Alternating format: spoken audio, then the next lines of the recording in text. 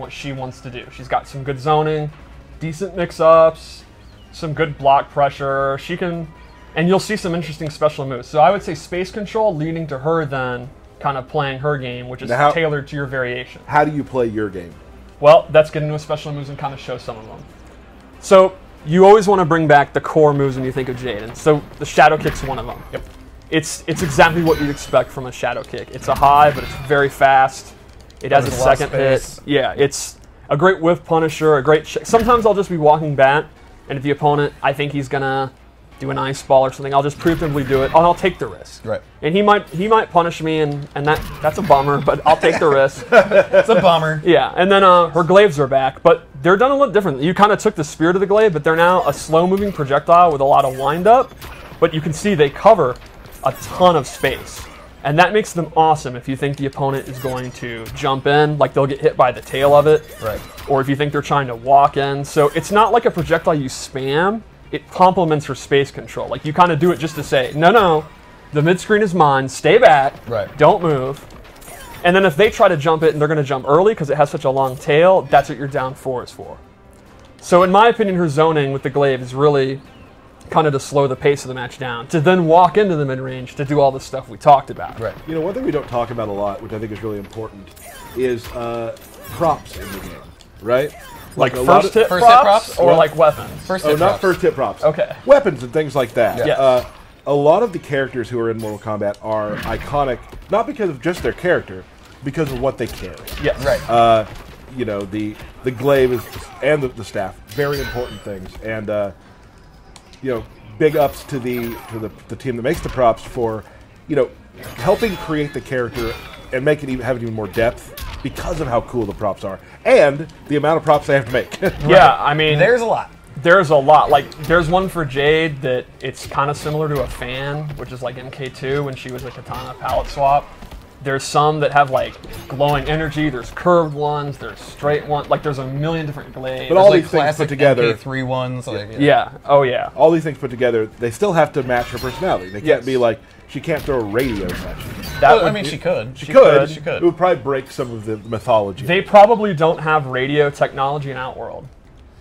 I never thought about that. Right. But you are the lore master, so let's keep going. The last classic move would be her glow is back. She's fully projectile immune.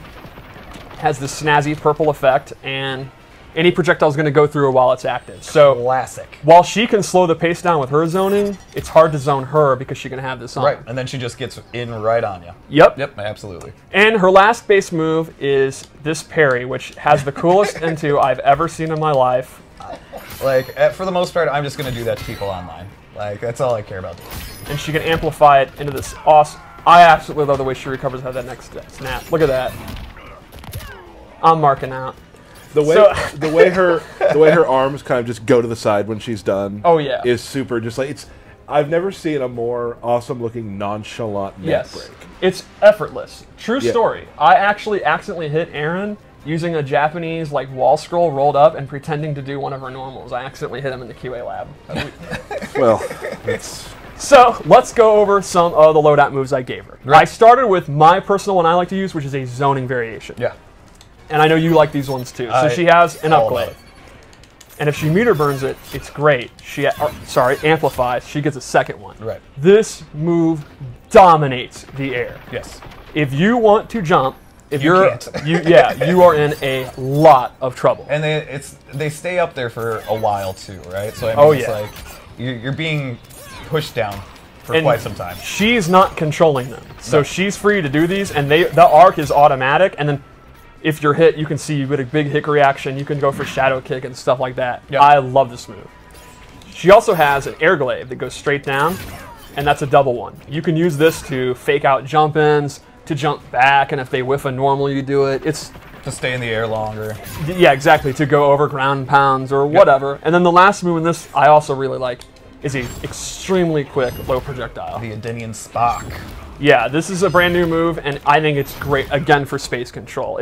Especially if you have them looking for the overhead, and they're hyper-focused and they're afraid of it, you can just do this to knock them down for a little bit, chip damage. You're literally controlling every aspect of the fight when you have this setup. Yeah. Like, you can go low, you can go up, like, you're controlling everything. Stream chat was confused. Aaron Davis from QA. Yes.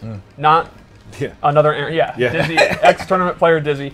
I actually hit on his revenge for all those MK9 losses. You'll get over it someday, sir. One other move would be her staff spin. I forgot about that. Yeah. This is just a great combo ender. In the corner, you actually get a combo. Normally, she's not really a combo character. For all her space control, she really isn't opening up with these huge combos. She just kind of ends in a special move. But in the corner, because of that staff spin, she can. Right. Like a lot of times when I have someone in the corner, I'll mix up her overhead or her low and go into throws when they're looking for it, and she'll actually get that 30% combo. So the staff spin's pretty cool. Awesome. I just like it for the additional damage, right? Like you just add that to almost everything. it's no reason not to do it, and it also has amazing audio and looks cool. Yeah, absolutely. Before we keep going, let's talk real quick. What do you do against Jade? The main thing against Jade would be don't freak out, walk your way in, pick your opportunity. If you think she's going to do the low spark, you get a free jump in. And while you're going to eat it down too, it's not the end of the world. Because her combos are going to do less than your combos, because she's not really that much of a combo character. Like if she's fighting Baraka, she's going to zone him out, but if he gets in, he's going to do a lot more damage than her. Sure. The other thing is a lot of her good stuff is high. So it pays